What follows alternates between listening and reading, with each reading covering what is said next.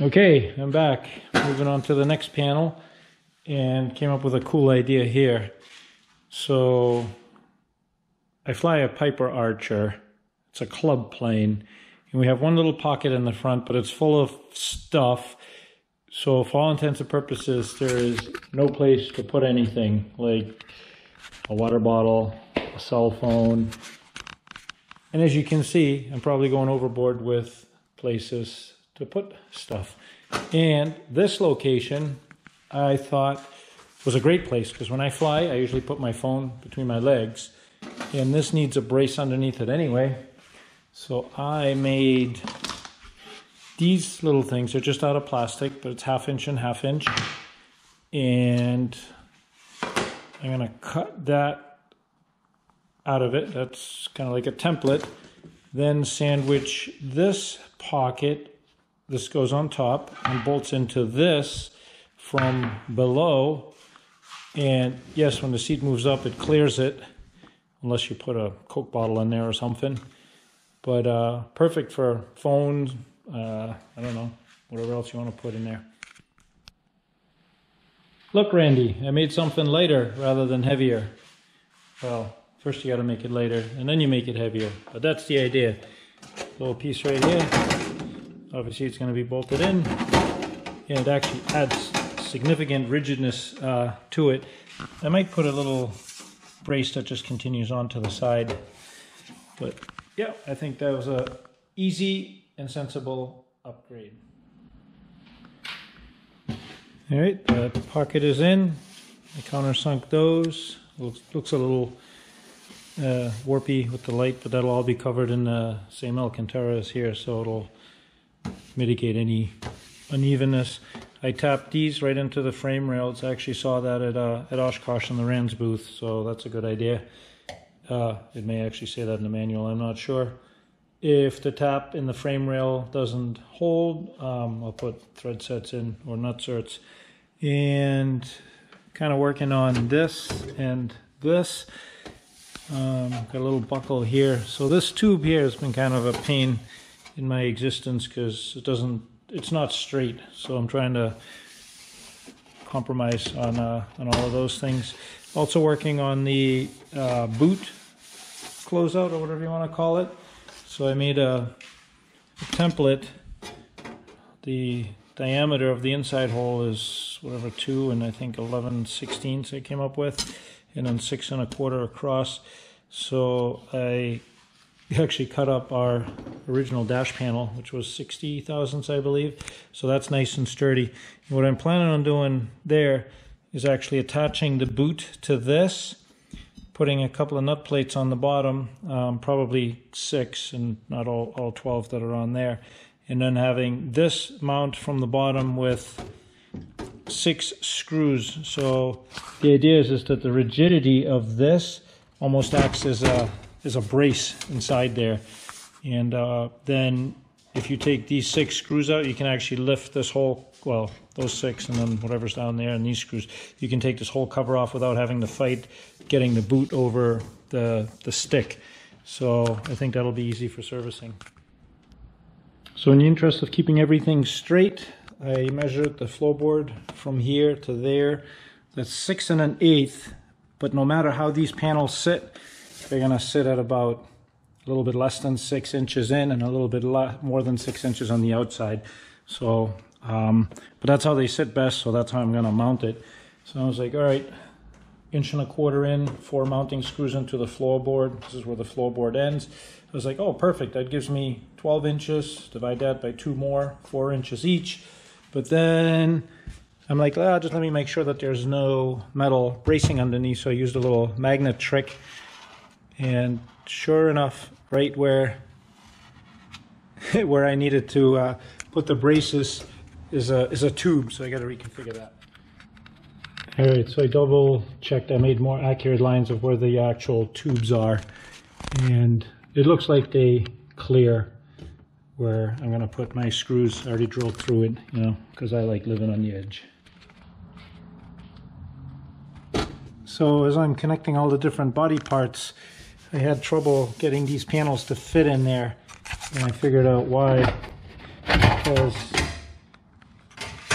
One is the fuel thing, that was pretty obvious. But underneath here is the stiffener that goes across there. And Super Genius covered everything with the sound insulation, so I couldn't see it. Anyway, long story short, you have to notch out that little corner to make it fit. Done.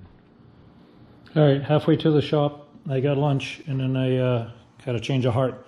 I came up with what I think is a better idea. Instead of fighting with the 60,000s, I took some 30,000s, bent it, and I'm going to make that a doubler, a stiffener, and the boot holder that's going to go underneath there with some thread nut plates.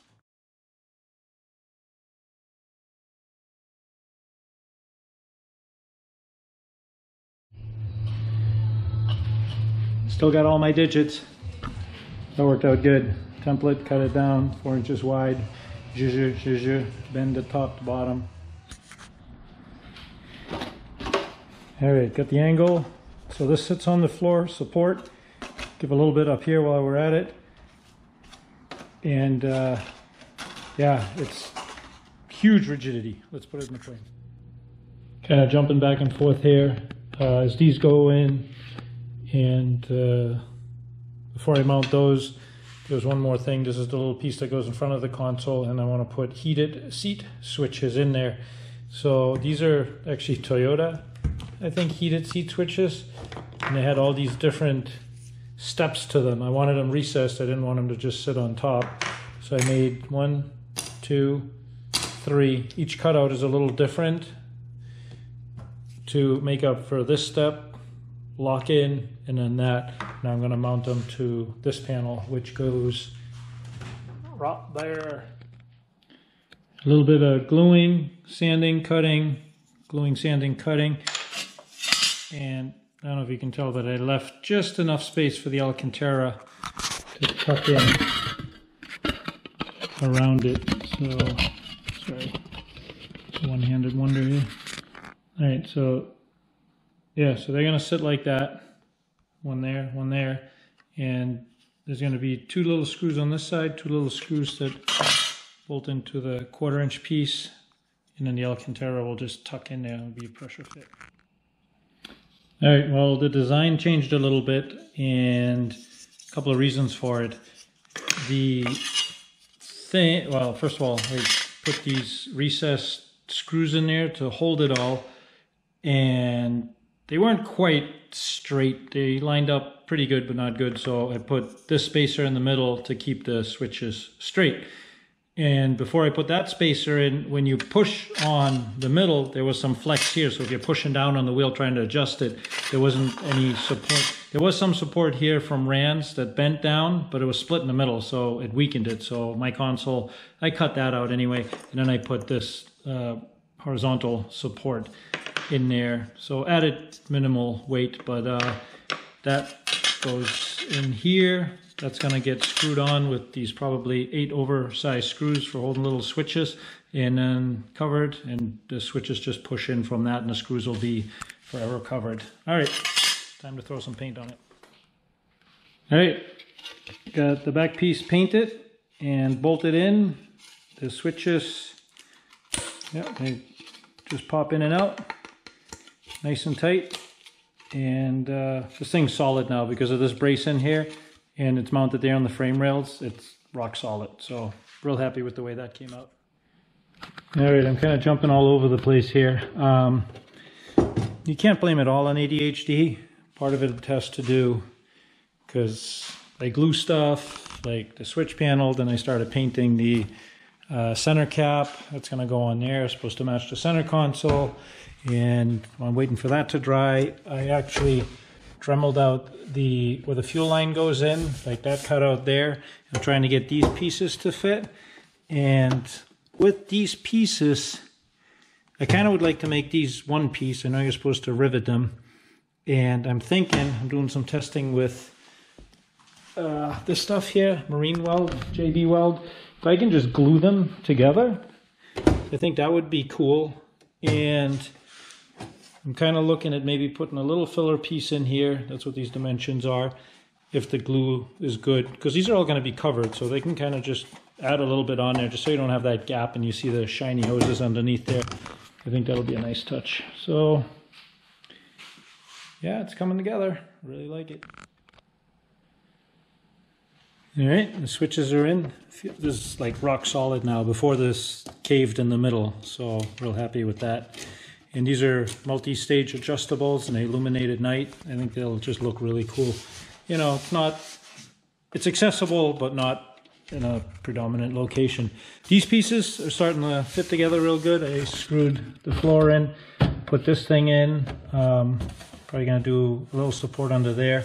This is really solid. I'm really happy with my little brace underneath there, the way that came out. So I think that's a good idea. And those are taped, waiting for the glue to cure. If that is strong enough, I'll probably just glue those together and feather it in and cover those in Alcantara too, so you don't see the seam or the step or anything like that. So yeah, I don't know how long this video is going to be. I might just say goodbye. Thank you for watching, and the next one will be the finishing video. And if it's not too long, then I'll just keep going. Anyway, for now, I'm going to bed. Good night.